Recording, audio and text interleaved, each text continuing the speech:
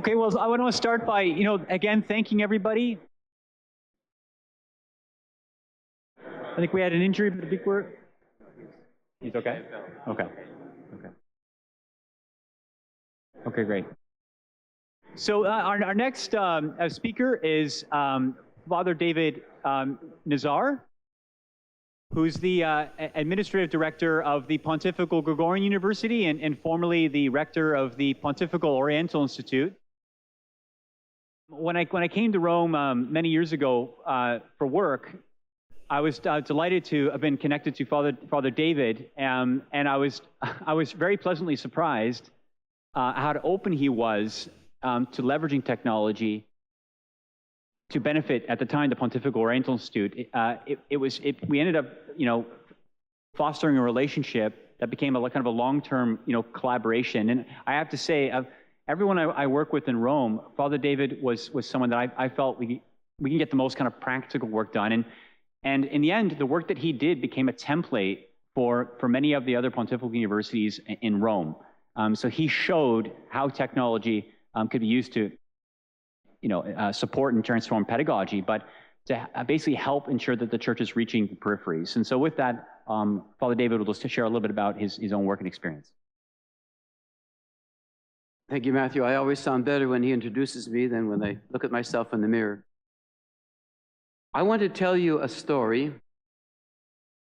It'll have a preamble, a long introduction, 2 crises, and a provocative resolution. So buckle in.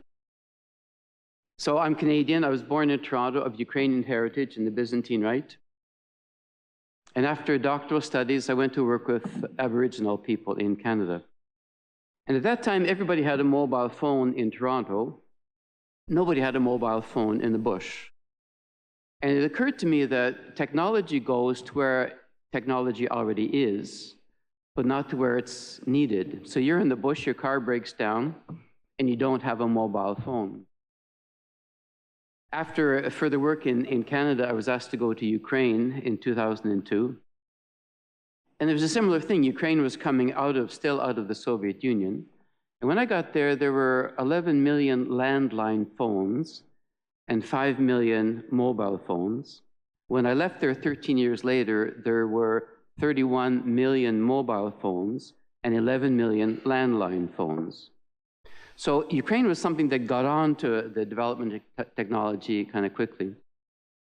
Then I was asked to come to Rome and be head of the Oriental, one of the papal institutions. It's a graduate school for Oriental churches. So the churches from Russia down to Ethiopia, southern Italy to southern India, and all the area in between. And partly based on my experience with other groups, and then looking at the community that we represented at the Orientale, we needed the technology more than Georgetown or Fordham or Boston College or Oxford, where everything was there on the spot. But our catchment area was about 1/3 of the globe, and dealing with peoples that were, if they weren't at war, they were too poor to come to Rome.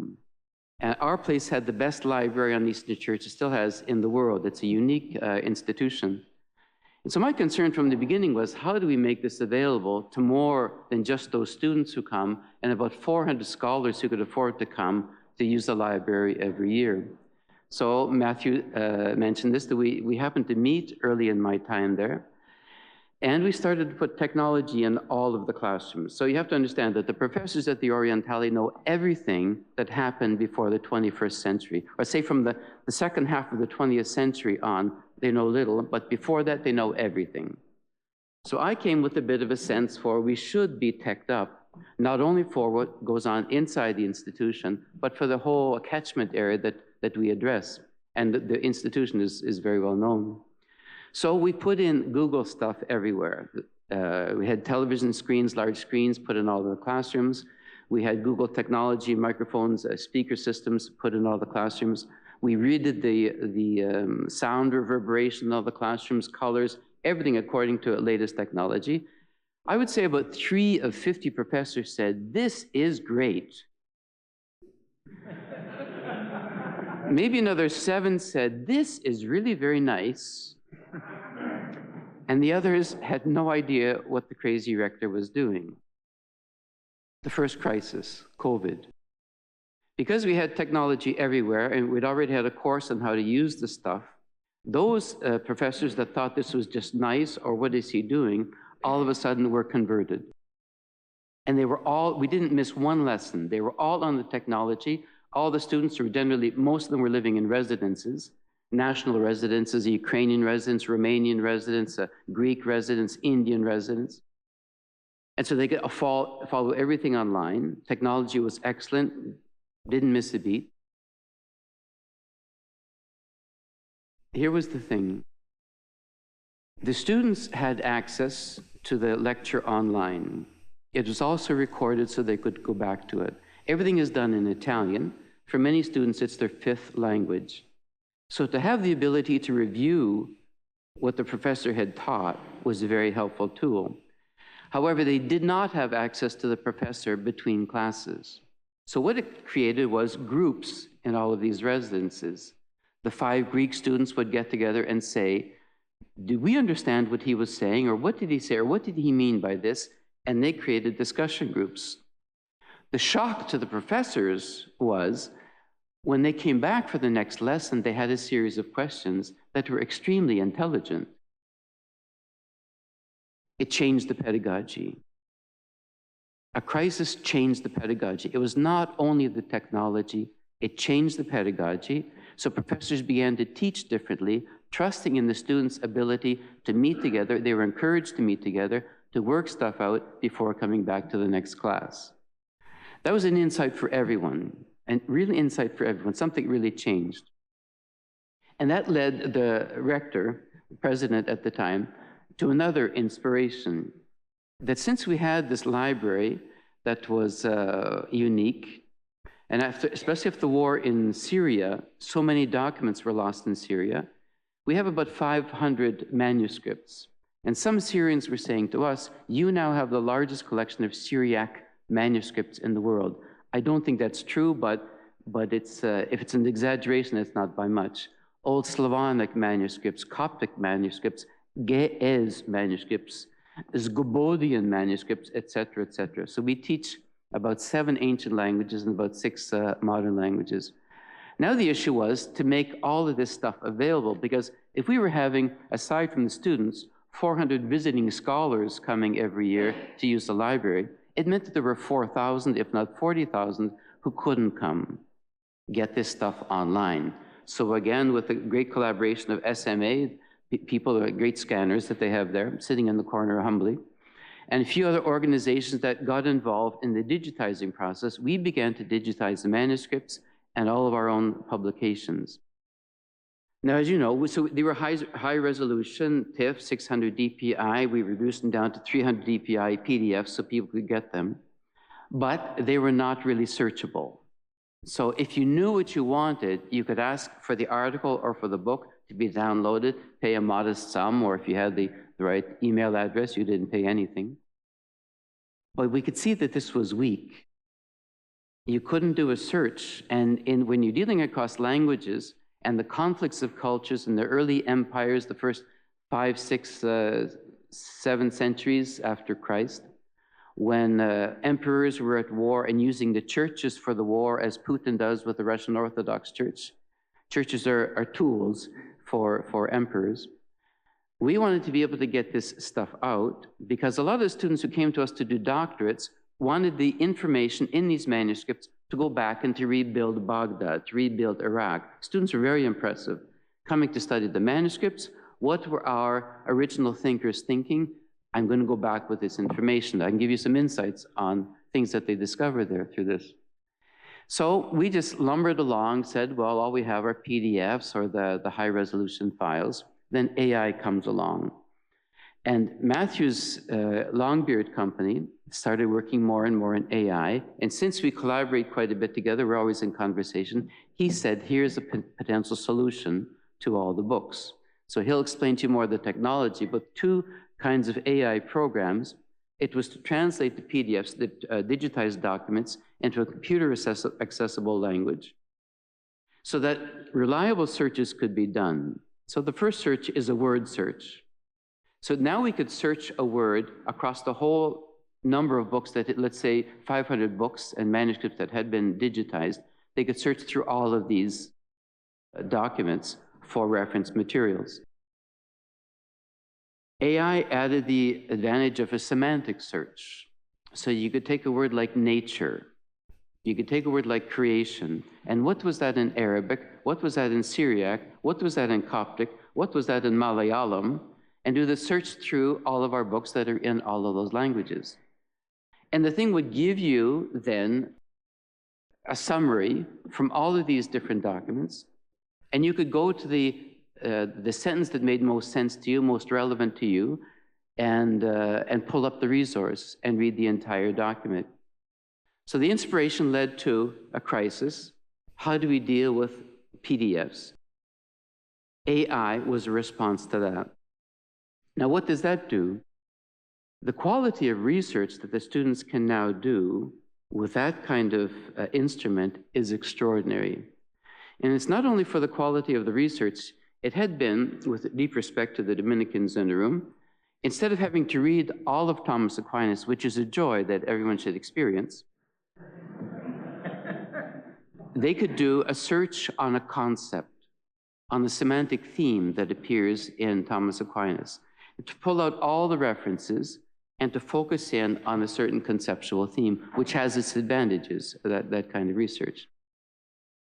This has even political advantages. There's one of the stories in the church is the story of Nestorius, who was condemned as a heretic in the 5th century. He was basically condemned because of a sentence in something that he had written, and he claimed that he wasn't a heretic. He was deposed, and anyone who believed what he was believing was likewise considered heretical. And it was only in the other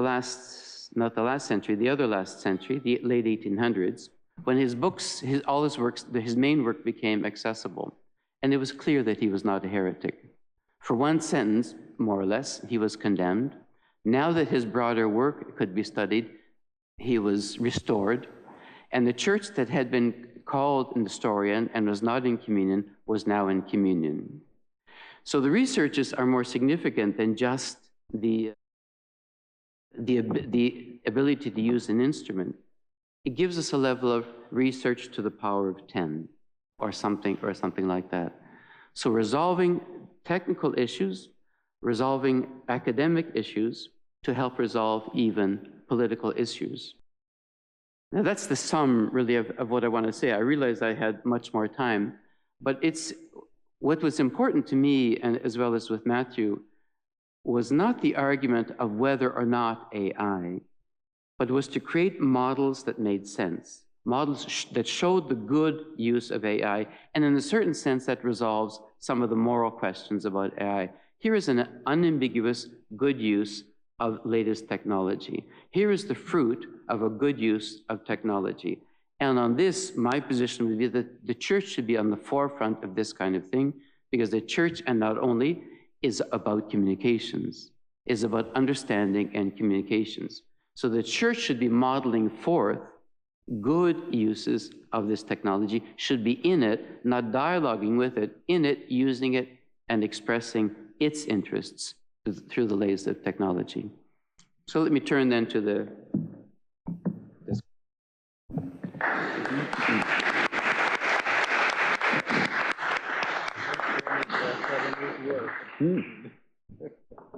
I just wanted to say about Father David as well is providing that the technology was kind of the easy part, but the hard part was done by him, which was first acknowledging that there's a challenge, a problem, right? How do we democratize access to the rarest library and for the Eastern churches in the world? How do we solve this problem? And then having the audaciousness to say, let's see if we can solve for this. That to me, I hadn't experienced something like that before. Can we solve it? And I want to solve it. So that was kind of step one, that when I met Father David was something very unique and kind of striking to me. And then the second thing was, he pointed to this, when we presented to him kind of a approach that we think would address the problem, at least in part, at least it was the start of a way to address the problem. the way he went about getting this, the staff and the administration on board was, again, extraordinary. It's one thing to say, notable problem, this should be solved. I think that's a great idea, let's solve it, but then be able to have to go around and sell everyone on the university on it. Again, to me, that was extraordinary. I hadn't seen that before. And then, okay, so now the staff board, now we need to execute it. And the way that he was supportive throughout the process when it came to execution, again, was extraordinary. So I just want to say, I think a lot of AI and its use within the church is going to come down to the ability to accept hard truths, right, about where this technology is headed and how it's going to affect the church and our lives, and having the vision and the courage to be able to step up and do something about it, and being patient enough to then go and talk and work with the people and kind of convince them as to why it's needed, and then being kind of ruthless in the execution of it. And I think Father Nazar, in his time at the Orientale, now he's running kind of the business end of the Biblicum, the Gregorian, and the Orientale. And I think our new collaboration is just getting started. I think if we have more leaders like Father Nazar, we'll be able to make a lot more progress. I should add one other point, and it's because obviously one of the preoccupations with AI and related technologies is that students, happens rarely, but they might cheat and plagiarism and all of that. Again, there's a change in pedagogy with this new technology. So as others have said, we are encouraging the students to use the technology. They're going to use it anyway. But we should be positively encouraging them in a positive direction for the use of the technology. Now, how do you guarantee against plagiarism? It's much more complicated for the professors. So the change in pedagogy, and this has been touched on, is the relational thing. So the students have to have much more conversation with the professors. You know how this goes, that the student doesn't speak a very good Italian and is medium bright, but turns in a dissertation in Italian that Dante would be proud of, and a level of intelligence that this person has never seen. So what we have established for them are gradations of preparing a plan for doctoral studies, or even the licentiate, the master's level studies. And they have to sit before a board several times through the process of their research. And so you know the person. And if the person is coming up with weird things in what they're writing, you already have a suspicion. But in the conversation, you know. So there's already a certain safeguard against the student's worst inclinations. And it creates a warmer environment for study, a very human environment for study. And the product, I have to say, the professors are the ones who comment on this most. Well, I had to sit for all the dissertation defenses. But it's really augmented the quality of study, the quality of the students' understanding, and the delivery of even things like the doctoral dissertations. So you have to sing and dance a little bit with this stuff, but in fact, it's had positive conversion experiences, not only for the use of the technology, but for education, the pedagogical approaches to education. I'm going to hand things off to Father Stephen, but I did want to say as well, Father Michael and I yesterday were speaking to the Duke and Altum School Collaborative, and that was one of the preoccupations of a lot of the educators was around evals, right? How will AI, turning in papers and things like this, how will I know if it's written by the student or it's by an AI? And I get asked that question a lot, and I think in the end of the day, it is going to kind of force a change in pedagogy. In some ways, we've been talking about Thomas a lot. We're going to go back to that old school model where you're going to have to stand and actually, share what you know and have to defend and prove your level of comprehension of it. So we're going to go back to this kind of more oral form. And I think, AI, because there'll be a lot more tutoring at home happening. So you don't have to kind of use necessarily the classroom environment like you have in the past to try and impart knowledge, because that can be imparted on a personalized level with an AI. The classroom environment can be one in which there's more collaborative learning and can allow teachers to have more time to actually do these evals and make sure students are comprehending it. So I think that could be something that AI will force. That could be a wonderful evolution, kind of going back to the past forms of education. And with that, I'll turn it over to Father.